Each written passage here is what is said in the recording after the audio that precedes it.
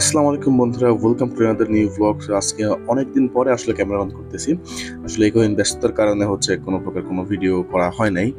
আর আজকে যাব হচ্ছে একটা ডে ট্রিপে, সেটা হচ্ছে নোয়াখালী থেকে মহামায়া। তো মহামায়া যাওয়ার আগে আমরা প্রথমে চলে আসলাম নোয়াখালীর গোল্ড জিমের সামনে, এটা রিলায়েন্স স্কুল অপোজিট অবস্থিত। সো এখান থেকে আমাদের কিছু ভাই ব্রাদার অ্যাড হবে। আর আজকে আমার বাইক আমি নিচ্ছি না, আজকে যাবো হচ্ছে পিয়াসের এক্স ব্লেডে করে। সো আমরা এখানে দুইটা এক্স ব্লেড এবং একটা সিবিএ নিয়ে যাব হচ্ছে মহামায়ায়। সো সবকিছু শেষে আমরা রওনা দিয়ে দিলাম মহামায়ার উদ্দেশ্যে। আর এই সিবিআরটা অনেক আগেই চলে গেছে, যেহেতু এটা পাওয়ারফুল একটা মেশিন। সো আমাদের প্রথম স্টপেজ হচ্ছে ফেনীতে, এবং ফেনীতে আমরা একটা হোটেলের সামনে বাইকটা দাঁড়া করালাম এবং সেখান থেকে নাস্তা পানি করলাম। এবং নাস্তা করার পরে হচ্ছে আমরা বের হয়ে যাচ্ছি এখন আবার মহামায়ার উদ্দেশ্যে। সো ফেনী থেকে নাস্তা করে ঢাকা চিটাং হাইওয়েতে উঠে গেলাম। আর আজকে হাইওয়ের যে মানে দৃশ্যটা এত সুন্দর, যেটা বলার বাইরে। নীল আকাশের সাথে এই যে রৌদ্রোজ্জ্বলটার দিন, এটা আসলে হাইওয়েটাকে অসম্ভব সুন্দর করে তুলছে। আর এই যে ছোট ভাই সামি পুরো দমে বাইক চালাচ্ছে, যদিও তার কোনো কাগজপত্র নাই। আর সে একটু পরপরে আমাদেরকে ওভারটেক করতেছিল। আর এই ওভারটেক খেলা খেলতে খেলতে আমরা মহামায়া থেকে প্রায় 8-10 কিলো দূরে সামনে চলে আসছি। আর এই রাস্তার পাশের দৃশ্যটা মানে এক প্রকার অসাধারণ লাগছিল, যেটা অসম্ভব সুন্দর। তো কি আর করার, আমরা ইউটার্ন নিয়ে আবার মহামায়ার উদ্দেশ্যে রওনা হলাম, যেহেতু আমাদের 10 কিলো আরো ব্যাক যেতে হবে।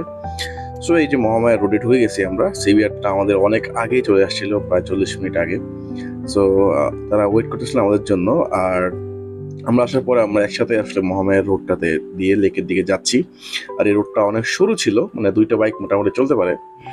তো চলে আসলাম আমরা এই লেকের গেটে, এবং এখান থেকে আপনাদেরকে টিকিট নিতে হবে। মোটরসাইকেলের জন্য পার্কিং খরচ 30 টাকা এবং যন্ত্র সম্ভবত টিকিট 20 টাকা করে। তো টিকিট নিয়ে আমরা ঢুকে যাচ্ছি মহামায়া লেকের ভিতরে। আর ছোট ভাই স্বামী এখানে টিকিট কালেক্টরের ভূমিকা পালন করতেছে। তো মহামায়া লেকের ভিতরে ঢোকার পর প্রথমে আপনাদের এই হোটেলটা দেখতে পারবেন, এবং এই হোটেল থেকে আমরা দুপুরে খাওয়া দাওয়া করছিলাম, মোটামুটি ভালোই ছিল। তবে লেকে ঢোকার আগে আপনারা অবশ্যই মানে পানি টানি এগুলো সব বাইরে থেকে কিনে নিয়ে আসবেন, কারণ ভিতরে এই একটাই হোটেল আছে এবং এই হোটেলে মোটামুটি দাম মারাত্মক বেশি।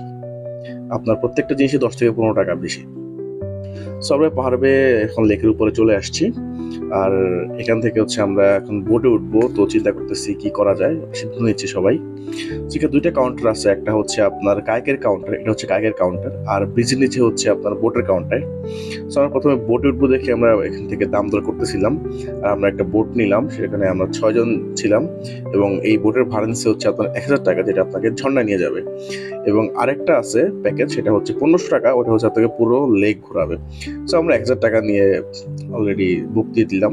আর ভাই মহামায়ার এই দৃশ্যটা মানে এক কথায় অসাধারণ। আপনি যদি মহামায়া লেকে না আসেন তাহলে কখনোই বুঝবেন না যে এই সৌন্দর্যের ব্যাখ্যাটা কি। উপরে আকাশ, চারদিকে পাহাড়ের মধ্যে সবুজ সবুজ গাছ, এবং সেই সাথে মানে লেকের পানিটাও কিন্তু সবুজ। এক কথায় আসলে একদম পয়সা উসুল, প্লাস হচ্ছে অসাধারণ একটা দৃশ্য। আর সেই সাথে রোদও ছিল মারাত্মক। এই রোদটা হচ্ছে আপনার এই লেকের সৌন্দর্যকে আরো কয়েক গুণ বেশি বাড়িয়ে দিয়েছে। সো লেকটা এক প্রকার অসম্ভব সুন্দর লাগতেছিল। আর আমরা চলে আসছি ঝর্ণায় এখন। আর এই যে দূর থেকে ঝর্ণাটা দেখা যাচ্ছে। তো এখন বোট থেকে নেমে আমরা পাহাড়ের ঢাল বেয়ে বেয়ে হচ্ছে ঝর্ণায় চলে যাব। আসলে এটা বেশি উপরে না, তো সামান্য একটু ঢাল বেলে আপনি ঝর্ণায় পৌঁছাতে পারবেন। তো ঝর্ণায় চলে আসছি। আর ঝর্ণায় অবশ্যই একটা জিনিস মাথায় রাখবেন যে পাথরগুলো খুবই স্লিপারি। সো যথেষ্ট সাবধানতা অবলম্বন করে এবং দেখে শুনে পা ফেলবেন। আর এই গরমের মধ্যে এই ঝর্ণার পানিটা একদম অমৃতের মতো লাগতেছিল।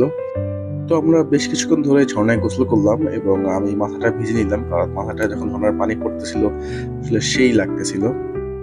তো 20 থেকে 25 মিনিট গোসল করার পরে আমাদের বোটম্যান হচ্ছে আমাদেরকে ডাক দেয় ফিরে যাওয়ার জন্য, এবং আমরা চলে আসি হচ্ছে আবার মেইন পয়েন্টে।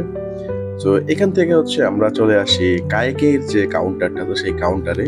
এবং আমরা 2 জন হচ্ছে 200 টাকা দিয়ে আধা ঘন্টার জন্য একটা কায়েক ভাড়া করি। আর কায়েকের যে ফিলিংসটা, এটা আসলে আমার প্রথম ফিলিংস ছিল, জীবনের প্রথম কায়েকিং করলাম। আর এটার ফিলিংসটা আসলে অন্যরকম ছিল, বোটের থেকে কায়াকিং এর ফিলিংসটা অন্যরকম। আর যেহেতু প্রথমবার, তাই আমরা প্রথমে অ্যাক্সিডেন্ট করে ফেলছিলাম দুইটা কায়াকের সাথে। তো এই হচ্ছে অ্যাক্সিডেন্টের দৃশ্যটা। বাট আসলে সত্যিই ভালো লাগছে অনেক।